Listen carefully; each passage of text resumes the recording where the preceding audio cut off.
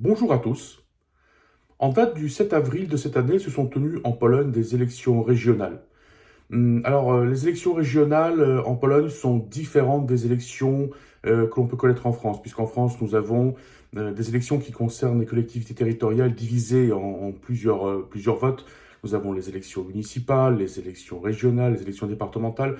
En Pologne, c'est différent. Tous les élus des collectivités territoriales sont élus en une fois. Donc, quand il y a une élection régionale en Pologne, les électeurs sont appelés aux urnes pour élire en tout environ 47 000 élus en tout genre. Donc, ce sont des élus des conseils régionaux, des élus des conseils municipaux, des élus des conseils des comités de communes. Mais également, ils sont appelés à élire environ 2500 maires, des petites, moyennes et grandes communes. Donc les maires sont élus en Pologne au suffrage universel direct à deux tours. Puisque dans ce cas précis, tous les maires n'ont pas été élus au premier tour en Pologne, donc nous aurons un deuxième tour qui se tiendra en date du 21 avril. Il faut aussi souligner que depuis la réforme des collectivités de 2018, les maires sont élus pour 5 ans, donc des mandats de 5 ans, c'était 4 ans avant. Mais surtout, la grande différence, c'est que ils ne peuvent faire que 2 mandats. Donc en fait, au bout du deuxième mandat, ils doivent céder la place. Et ça, c'est une différence sensible avec ce à quoi on assiste en Pologne à présent, puisque il y a pas mal de maires, surtout dans les grandes villes, qui sont maires de la ville depuis 14, 16, voire 20 ans. Donc il s'agissait réellement de rafraîchir, si je puis dire, un peu le système. Et donc on a mis en place une réforme qui fait en sorte que les maires ne pourront faire que 2 mandats. Donc ça vaut justement donc à partir de 2018. Donc la réforme est entrée en vigueur en 2018. Donc à l'échéance du mandat donc qui débute maintenant pour les maires, certains d'entre eux seront amenés à partir.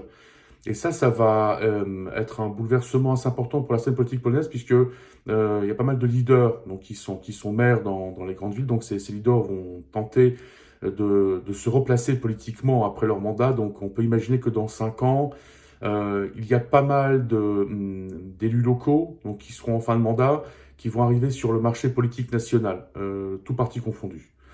Mais ça, ce sera un sujet qui sera traité, analysé dans plusieurs années, mais je me permets quand même d'attirer votre attention sur ce point.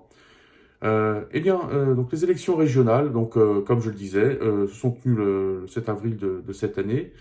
Euh, que peut-on dire de ces résultats? Alors ces résultats ont été surprenants pour certains, puisque pas mal de commentateurs, tant en Pologne qu'à l'étranger, avaient déjà enterré politiquement le camp politique de Jarosław Kaczyński, ainsi que Jarosław Kaczyński lui-même. Selon certains commentateurs, le président du Parti Droit et Justice devait être en fin de course politique.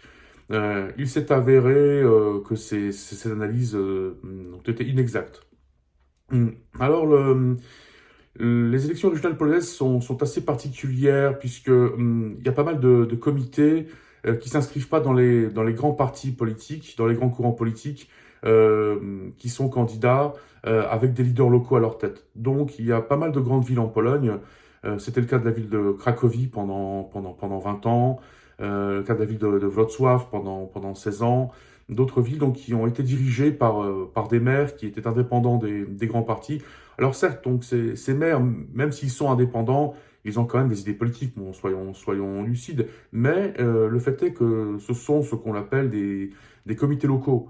Il faut bien voir que même si la concurrence politique des grands partis a lieu, elle n'est pas forcément vraie dans toutes les grandes villes. Il y a aussi des coalitions qui sont un peu exotiques d'un point de vue national, puisque par exemple, nous avons des rapprochements entre l'union de la droite et des groupes faisant partie de la coalition au gouvernement aujourd'hui.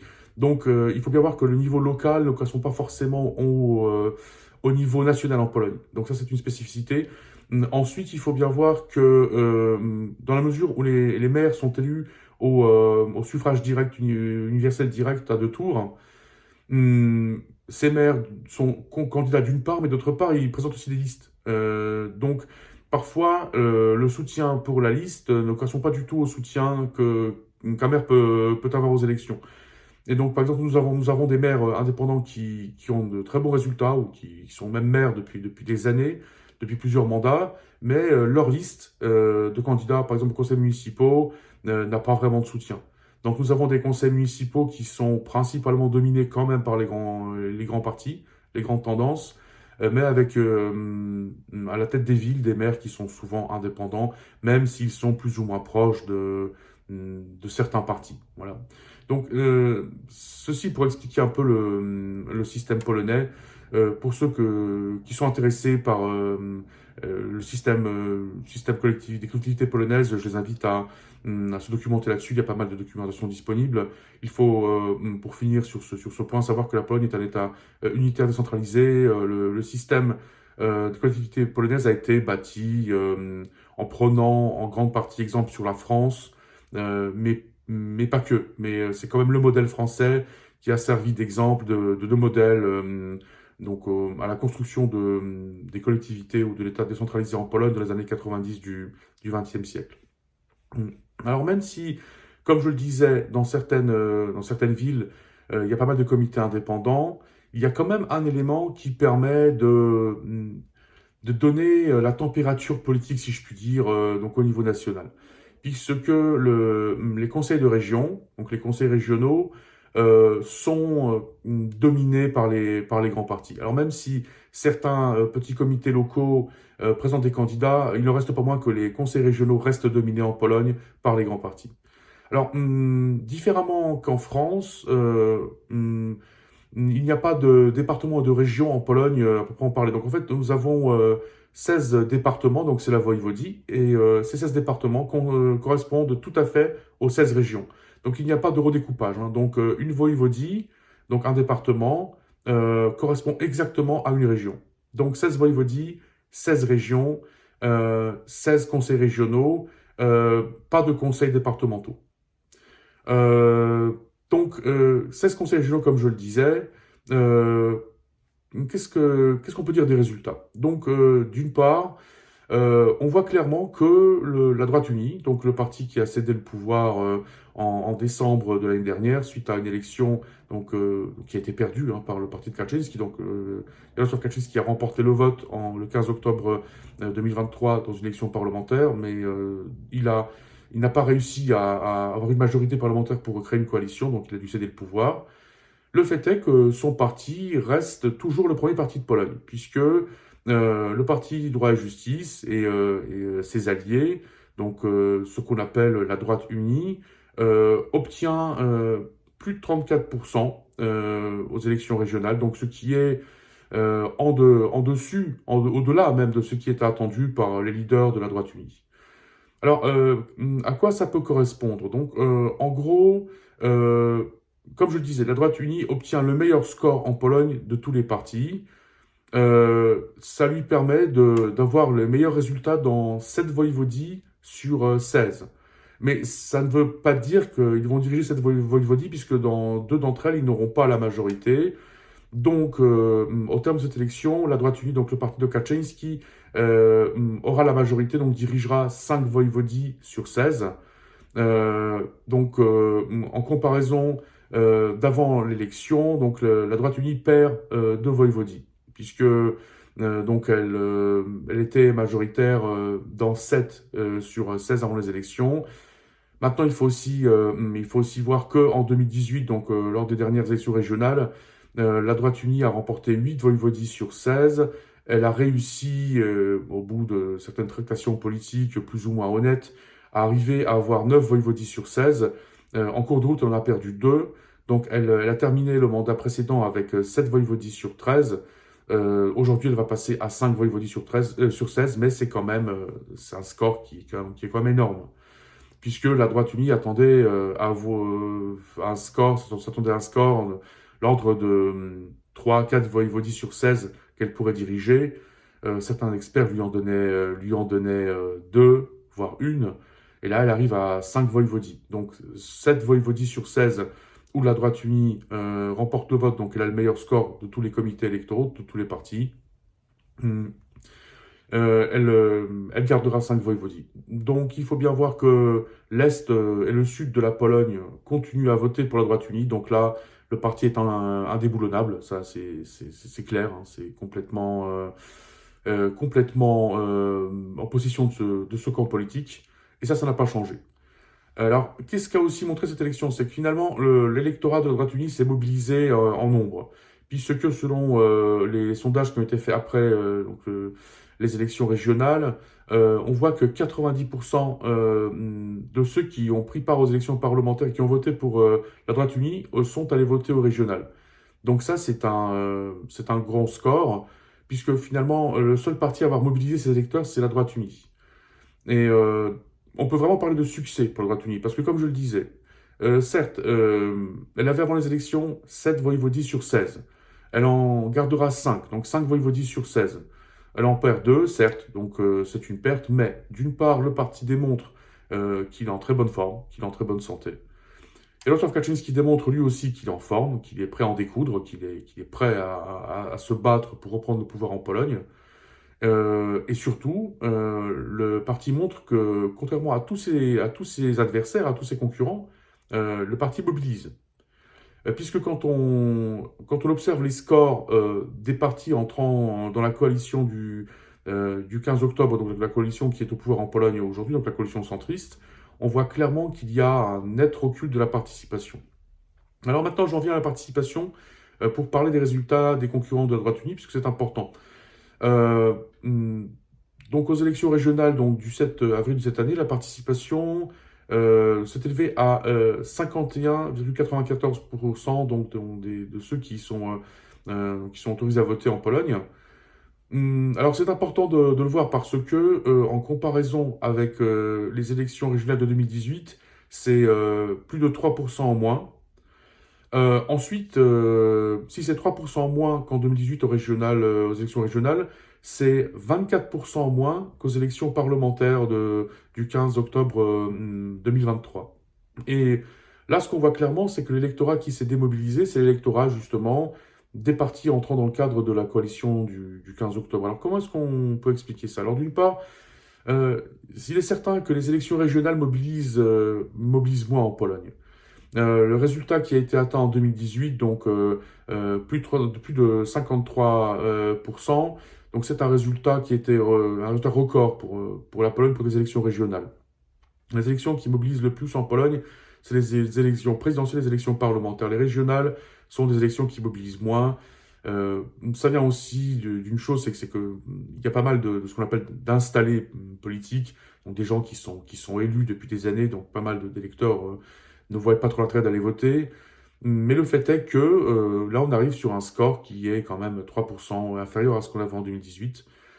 Alors pourquoi l'électorat de la coalition gouvernementale s'est démobilisé? Eh bien, parce que le 15 octobre 2023, les élections parlementaires ont eu un taux de participation qui était record, vraiment record pour la Pologne.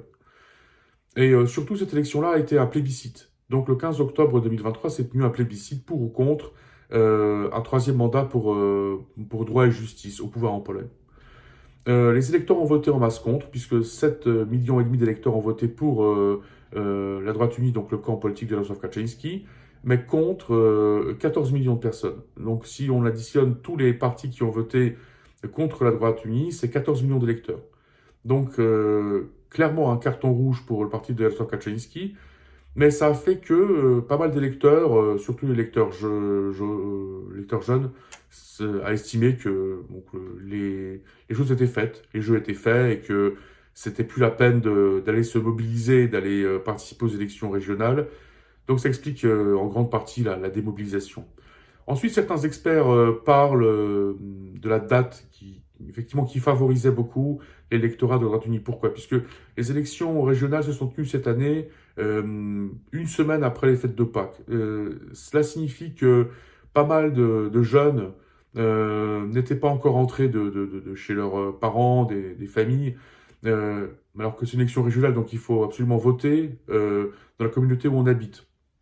Donc le fait est que l'électorat de la droite unie, c'est un électorat principalement âgé, mais surtout un électorat qui se déplace peu. Donc il n'avait aucun souci pour aller voter. Et là, dans le cadre des partis de la coalition du 15 octobre, c'est un électorat qui est plus mobile, plus diversifié, qui se déplace plus. Donc ça a fait que pas mal de gens n'étaient juste pas présents à leur domicile et ça les a empêchés de voter. Bon, ça n'explique pas entièrement ce résultat et ce taux de participation, mais ça vient en ajouter à l'explication. La principale raison, c'est que les électeurs, que ce soit de la coalition civique, que ce soit de la gauche, que ce soit de la coalition centriste troisième voie, ont simplement eu l'impression que ça n'avait aucune importance d'aller voter au régional, puisque de toute façon, le parti de Jarosław Kaczynski a perdu le pouvoir au niveau national, et c'est ce qui les intéressait majoritairement.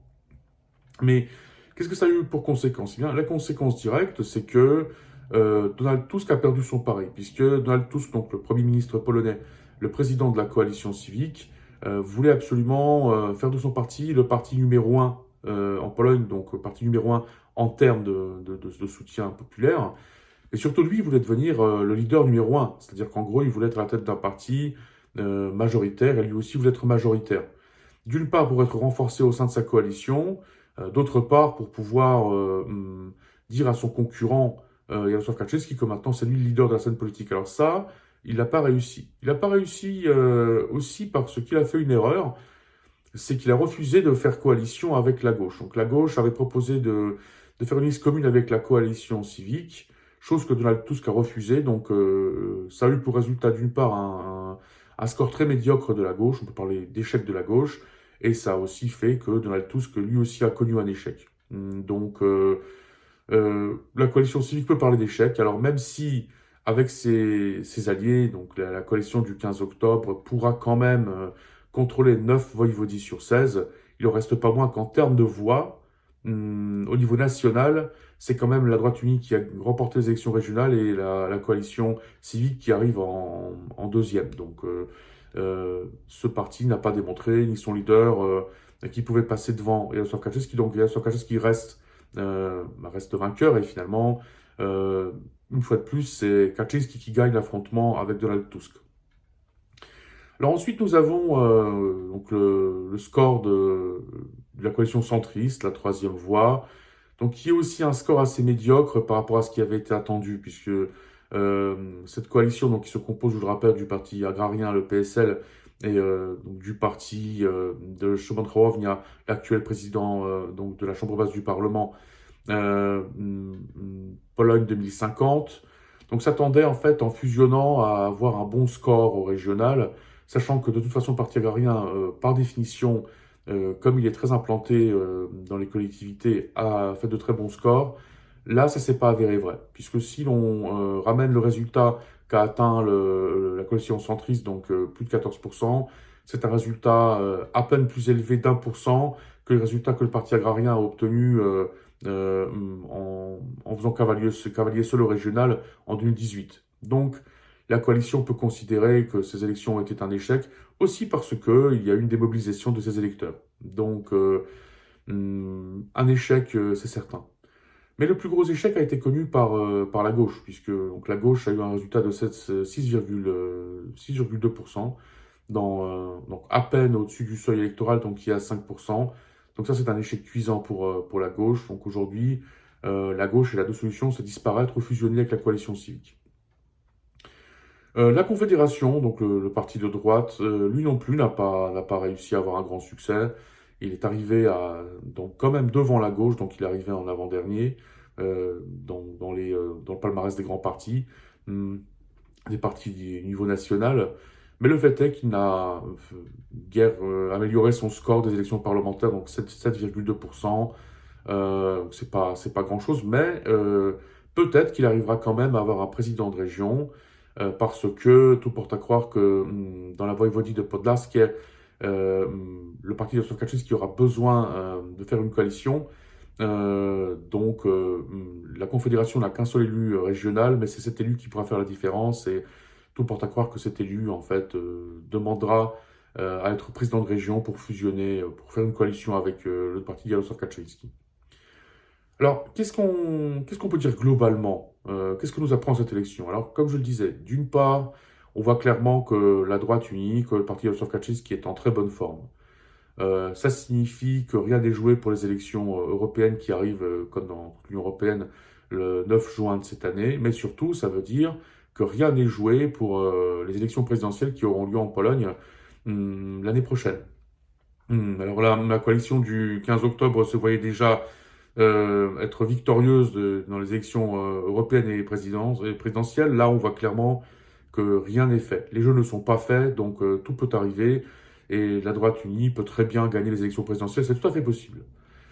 Surtout qu'elle a réussi à se trouver un bon candidat, Tobiasz Bochański, donc qui était candidat à Varsovie, pour la mairie de Varsovie. Il a fait un score de 23,4%. Donc, il n'est pas arrivé à créer un deuxième tour, puisque le président en place, donc la coalition civique, Rafał Trzaskowski, a quand même gagné les élections au premier tour. Mais pour un novice, un débutant, c'est quand même un score qui est pas mal. Il faut quand même rappeler que Varsovie est donc, la ville la plus dure pour le parti de Jarosław Kaczynski en termes électoraux. Donc, si l'on rapporte ce résultat au résultat donc, de son prédécesseur qui était candidat pour le parti Droit et Justice, la droite unie en 2018, donc qui a obtenu guère plus, hein, il a obtenu 27%, donc c'est que 4% en plus. Si l'on rajoute à cela le fait que Tobiasz Bochański est un vrai novice de la politique, puisqu'il il a été préfet pendant quelques temps, mais surtout il n'a jamais été candidat à quelconque élection, on peut estimer que c'est un bon score. Donc, il aurait toutes ses chances aux élections présidentielles. Affaire à suivre, est-ce que le parti de Jarosław Kaczynski va le nommer en tant que candidat aux élections présidentielles? Ça, on ne le sait pas. Mais en tout cas, il a de bonnes chances de le faire. Alors, qu'est-ce que ces élections nous apprennent concernant la coalition du 15 octobre? Alors, Donald Tusk, comme je le disais, a perdu ces élections. Il ne peut s'en prendre qu'à lui-même, puisque en créant une liste commune avec la gauche, il aurait eu toute l'opportunité de gagner ces élections. Mais en gros, ce qu'il faut en retenir, c'est que la seule façon pour Donald Tusk aujourd'hui de battre Jarosław Kaczynski et son parti, c'est de fusionner avec la gauche. Donc si la coalition civique ne fusionne pas avec la gauche, Donald Tusk n'a aucune chance de battre la droite unie de Jarosław Kaczynski. Mais la gauche, si elle ne fusionne pas avec la coalition civique, elle va tout simplement disparaître. Donc aujourd'hui, tant les politiciens de la gauche, ce qu'on appelle la nouvelle gauche, donc la gauche polonaise, tant les leaders et les politiciens de la coalition civique ont tout intérêt à fusionner, les uns parce que c'est ça ou disparaître, et la coalition civique, c'est ça ou ne jamais gagner contre la droite unie. Ensuite, on a la Confédération, qui a fait un score très en deçà des attentes de ses leaders. Alors, comment peut-on expliquer ce score effectivement, qui est très minime, hein? Donc ça vient d'une chose, c'est qu'en fait, quand on vote pour la Confédération, on ne sait pas trop pourquoi on vote. C'est un parti qui est composé de trois courants. Nous avons d'une part ceux qui défendent la liberté économique, un peu à l'américaine, se basant un peu sur le Parti républicain américain. Il y a ceux qui se présentent comme les conservateurs nationaux. Et puis il y a un courant un peu loufoque, donc représentant par Grzegorz Braun, donc un politicien qui va de scandale en scandale, et c'est sa façon de faire de la politique. Donc même si la Confédération apparaît comme une alternative assez intéressante à droite pour certains, aujourd'hui c'est pas un parti sérieux en ce que elle a des politiciens sérieux certes, mais là aussi, peut-on dire, de vrais guignols comme Grzegorz Braun. Et tout ça, ça fait que la Confédération reste un parti non crédible. Alors c'est un parti qui se présente comme un parti anti-système, certes, mais un parti qui reste non crédible en termes de ce qu'il présente en tant que candidat. Donc la Confédération a du potentiel, c'est sûr. Elle peut avoir des scores meilleurs, c'est certain. Mais avant ça, il va falloir qu'elle réfléchisse clairement sur son identité politique. Donc qu'elle se crée une identité politique, mais surtout qu'elle se crée donc des listes correctes avec des gens qui sont pas des guignols, pour ainsi dire. Puisque le problème donc du mixte des listes de la Confédération, entre les gens sérieux qui sont effectivement intéressants, qui ont des idées, et les guignols qui sont juste là pour amuser la galerie, bon, ça fait que le résultat final reste médiocre. Mais qu'en est-il de la droite unie? Alors même si effectivement cette élection a été un succès pour la droite unie, c'est certain. Il n'en reste pas moins que la droite unie a un sacré problème, puisque même s'il arrive à rester le premier parti de Pologne, même s'il arrive à gagner, au sens où elle arrive à avoir les meilleurs résultats dans 7 voïvodies sur 16, même si elle arrive à se tenir en très bonne forme, eh bien, elle n'arrive pas à garder le pouvoir. Pourquoi? Parce qu'elle n'est plus majoritaire. Donc, ce qu'il faut retenir, c'est que les électeurs de la droite unie sont des électeurs qui se mobilisent en grand nombre, qui se mobilisent majoritairement à toutes les élections, mais ils restent minoritaires. Alors que les électeurs des partis composant la coalition aujourd'hui au pouvoir en Pologne sont largement majoritaires, mais leur victoire ou leur défaite dépend strictement du niveau de mobilisation. Ce sont des électeurs qui se mobilisent plus difficilement. Leur mobilisation est parfois un peu difficile à déterminer. Donc aujourd'hui, le fait est que la droite unie reste un camp politique très fort, c'est certain, très organisé, très discipliné, mais minoritaire. Donc si la droite unie veut espérer reprendre le pouvoir en Pologne un jour, il faut absolument qu'elle se trouve en coalition, et ça c'est pas gagné, puisque le seul coalition potentielle de la droite unie, ça pourrait être la Confédération. La Confédération se crée un peu en réaction à la droite unie. Donc même si on peut avoir des alliances locales, une alliance nationale paraît très compliquée. Donc la droite unie aujourd'hui, s'il n'arrive pas à trouver de coalition, même s'il arrive à être le premier parti de Pologne, n'arrivera jamais à reprendre le pouvoir, c'est certain. Alors, qu'en est-il des grandes villes? Alors, les grandes villes ont été majoritairement prises dans ces élections par la coalition citoyenne. Ça, c'est un fait. Donc, la coalition citoyenne a gagné donc la majorité des grandes villes polonaises, mais il y a quand même eu des surprises. Par exemple, la ville de Wrocław, où il y aura un deuxième tour. Le candidat soutenu par la coalition civique, Jacek Sutek, aura un deuxième tour à jouer avec la candidate centriste de la troisième voie, Trzecia Droga, Izabela Bodnar. Difficile à dire qui gagnera le 21 avril.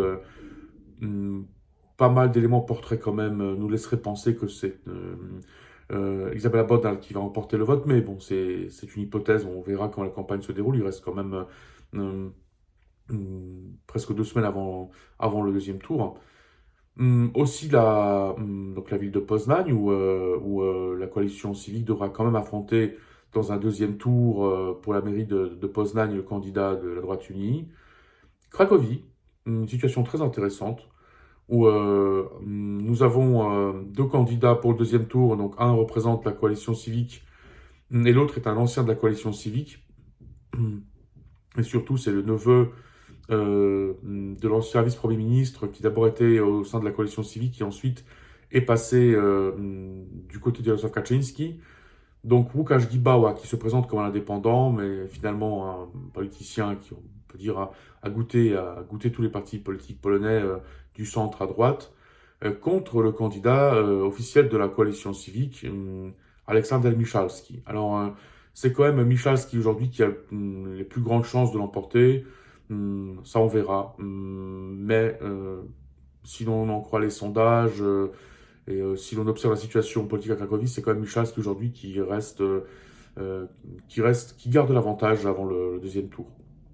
Maintenant, il y a des villes aussi qui ont été largement remportées par la coalition civique comme Varsovie. La ville de Varsovie a été remportée au premier tour déjà par Rafał Trzaskowski, donc le candidat de la plateforme de la coalition civique, candidat probable pour les élections présidentielles de 2025.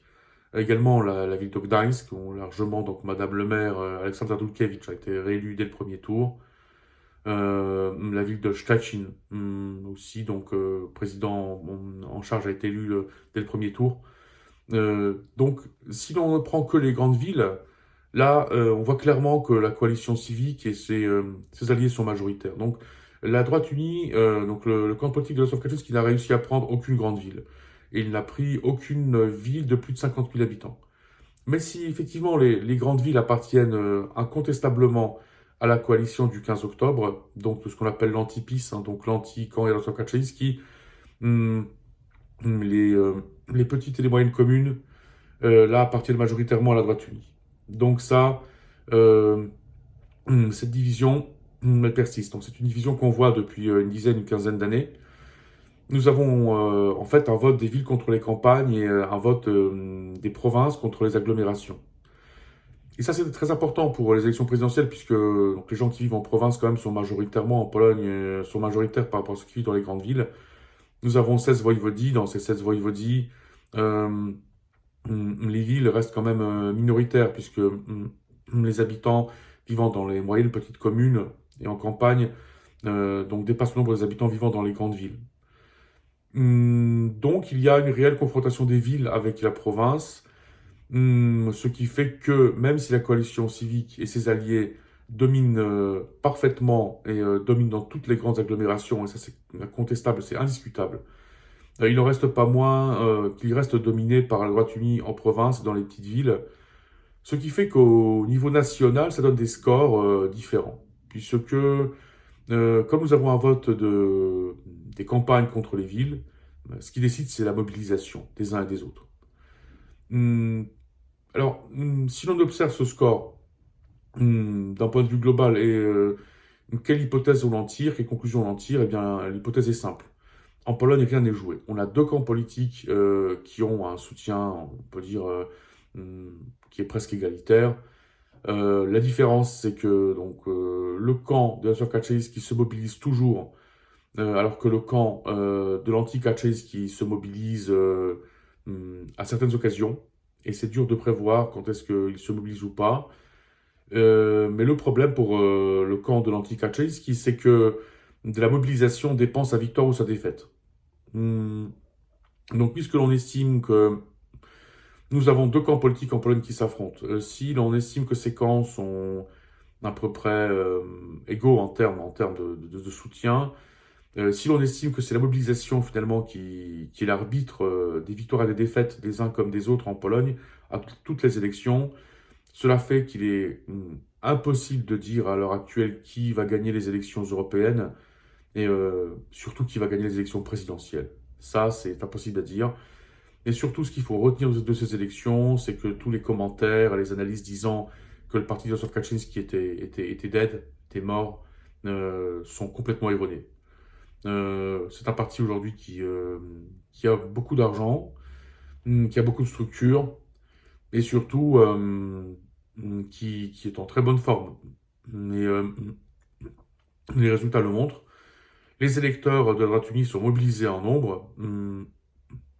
La droite unie ne perd pas d'espace. Même si elle perd deux voïvodies parce qu'elle n'aura pas la majorité, elle ne perd pas d'espace politique. Aussi un élément très important qu'il faut bien analyser, c'est que depuis que la droite unie a perdu le pouvoir, sont mises à jour euh, toutes sortes d'affaires criminelles et de corruption, desquelles se sont rendus coupables donc les représentants politiques, les leaders de la droite unie quand ils étaient au pouvoir, ainsi que des affaires d'abus de pouvoir. Donc, des fraudes, des abus de pouvoir, donc des détournements de fonds. Mais tout ça, ça ne joue pas sur l'électorat. Donc l'électorat de la droite unie, envers et contre tout, même en apprenant tout ce qui s'est passé pendant 8 ans de gouvernement du camp de Jarosław Kaczyński, n'en démord pas et vote pour ce corps politique. Pourquoi? Eh bien, la réponse, c'est que d'une part, nous avons, comme dans la plupart des pays occidentaux, des effets de bulle. Donc, ces électeurs sont dans leur bulle, point barre, et donc ils votent pour leur candidat, quelle que soit leur réputation, quel que soit ce qu'on en dit dans les médias. Ensuite, le problème, c'est que nous avons en Pologne deux camps des médias. Donc, nous avons un camp plus libéral, donc qui soutient la coalition du 15 octobre, et nous avons un camp des médias qui soutient le camp politique de Jarosław Kaczyński. Donc, les médias sont engagés politiquement. Donc on a très peu de médias qui restent, pourrait-on dire, impartials. Donc finalement, les électeurs ont leurs médias, donc ils regardent, écoutent et lisent leurs médias et ne lisent pas trop ce que dit la concurrence. Donc c'est compliqué d'informer quelqu'un sur la situation réelle, puisqu'en gros, à chacun son opinion, il n'en démord pas. Pour finir, il y a l'élément économique, puisque le le parti de la droite unie, le camp politique de la droite unie, quand il était au pouvoir, a fait beaucoup de social. Ce social a clairement amélioré le niveau de vie de pas mal de citoyens polonais. Ça, il faut le dire clairement. Donc aujourd'hui, ces gens votent tout simplement pour leur niveau de vie. pour le social, pour les allocations qui ont été créées, pour le soutien d'État, et à ces gens, peu leur importe les affaires de corruption. Il y a un peu une maxime populaire qui dit la coalition civique, quand elle était au pouvoir, elle volait, elle ne partageait avec personne. La droite unie, elle, elle était au pouvoir, elle volait comme tout le monde, mais elle partageait un peu avec les gens. Et c'est ce qui fait que même si ces électeurs sont souvent conscients des affaires de fraude qu'il y a eu pendant le gouvernement de la droite unie, des affaires de corruption, il ne reste pas moins que la droite unie est leur bienfaitrice. Donc on ne va pas aller voter contre son bienfaiteur, celui qui nous donne de l'argent. Qu'importe d'où vient cet argent, c'est pas notre problème, l'argent est là. Donc l'élément financier, l'élément économique fait que la droite unie reste très fortement implantée, parce que même s'il a perdu le pouvoir au niveau national, ses électeurs ont quand même espoir qu'un jour la droite unie revienne au pouvoir, et quand elle reviendra au pouvoir, elle récompensera grassement ceux qui ont voté pour elle. Donc peut-être encore plus de social pour ceux qui en attendent. Donc, affaire à suivre, mais ce qu'il faut bien retenir, c'est que, en fait, en Pologne, politiquement, personne n'est assuré de rien du tout. Donc, en fait, personne ne peut avoir l'assurance de quoi que ce soit. Et la coalition du 15 octobre ne peut pas avoir l'assurance que son candidat gagnera les élections présidentielles.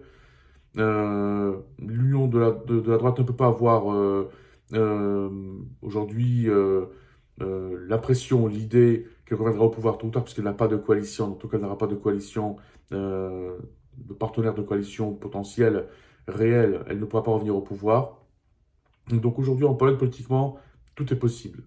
Euh, hum, Comme on le dit en Pologne, la balle est dans le jeu, donc tout est possible, tout est faisable. Ce qui fait qu'à l'heure actuelle, il est impossible, vraiment impossible de prédire qui pourra gagner les élections européennes, mais surtout qui pourra gagner les élections présidentielles en Pologne. Et c'est une information qui est quand même importante, voire cruciale pour certains, puisque si certains espèrent que la Pologne légalise l'avortement, par exemple, ou mette en place le Pax, ça ne se fera jamais tant que à la tête du pays, on aura un président qui sera issu du camp politique de Jarosław Kaczyński. Donc, en gros, aux élections présidentielles de 2025, ce qui va se jouer, c'est un peu la direction que va prendre la Pologne dans les prochaines années. Mais dans la mesure où on ne peut pas prévoir le résultat de ces élections finales, dans la mesure où on ne peut pas prévoir qui peut gagner ces élections, ça dépendra en très grande partie de la mobilisation des uns et des autres. La seule chose du coup qu'on sait avec assurance, c'est qu'en fait on ne sait rien. Donc, hum, tout va dépendre du niveau de soutien populaire pour la coalition du 15 octobre. Hum, Tout va dépendre de la mobilisation au moment des élections présidentielles. Une chose est sûre, c'est qu'aujourd'hui, le parti de Jarosław Kaczyński est loin d'être défait, est loin d'avoir disparu. Euh, il est en très bonne forme et il a toutes les chances de reprendre le pouvoir en Pologne un jour ou l'autre. Les élections présidentielles sont à sa portée. Le pouvoir gouvernemental est possible à condition pour le parti de Kaczynski de trouver un partenaire de coalition. Voilà ce qu'on pouvait en dire de ces élections régionales. Je le rappelle, il y aura un deuxième tour pour élire donc les maires qui n'ont pas été élus au premier tour dans les villes le 21 avril. Il y a 8 grandes villes où nous avons des deuxièmes tours, notamment la ville de Wrocław, la ville de Cracovie ou la ville de Poznań. Mais ce n'est pas ces résultats qui vont jouer sur les tendances globales de ces élections, puisque là, les tendances ont été jouées, hein. On l'a vu clairement pour les votes, pour les votes, pour les voïvodis, les conseils régionaux, quelles étaient les tendances au niveau national. Il faut également préciser que les corps d'élus en Pologne sont élus au suffrage universel direct, mais c'est un suffrage proportionnel. Donc c'est un système de liste, hein, système proportionnel. Hum, Donc en fait, les conseils régionaux, il y en a 16, comme je le disais. Chacun d'entre eux est élu comme un petit parlement, puisque comme en Pologne, pour les élections parlementaires, donc pour la chambre basse du Parlement, nous avons également donc un système proportionnel. Euh, donc finalement, les élections régionales, comme nous avons 16 régions et 16 conseils régionaux, L'élection de chaque conseil régional est finalement l'élection d'un petit parlement. Donc on peut dire du coup qui domine politiquement et on peut dire à peu près quelle est la couleur politique d'une ou autre voïvodie. Donc c'est pour ça que pour observer les tendances lors d'une élection régionale, hum, c'est les conseils régionaux qu'il faut observer parce que c'est eux qui se rapprochent le plus du système de vote pour la chambre basse du Parlement polonais. Voilà ce que l'on pouvait en dire à ce moment. Pour ceux qui estiment que cette vidéo a une quelconque valeur, je vous invite à bien vouloir la liker. Ceux qui estiment que mon activité sur YouTube a une quelconque valeur, je vous invite à bien vouloir vous inscrire à ma chaîne, euh, ainsi que parler de ma chaîne à vos contacts, à vos amis, à votre réseau. Ceux qui souhaitent rentrer en contact avec moi pour avoir d'autres informations ou des commentaires concernant ce qui se passe en Pologne, sont invités à me contacter directement sur les réseaux sociaux. Je suis aussi disponible pour les médias qui souhaiteraient avoir un commentaire concernant la Pologne, l'Ukraine, la Russie, l'Europe centrale d'une manière générale. Hum, Dans un avenir proche, je ferai d'autres vidéos en langue française, en langue polonaise, des vidéos concernant ce qui se passe en Pologne, en France, en Europe, dans le monde. Pour l'heure, je vous remercie beaucoup pour votre attention, pour votre patience, pour le temps que vous avez consacré à cette vidéo. Et je vous dis à bientôt, à très bientôt.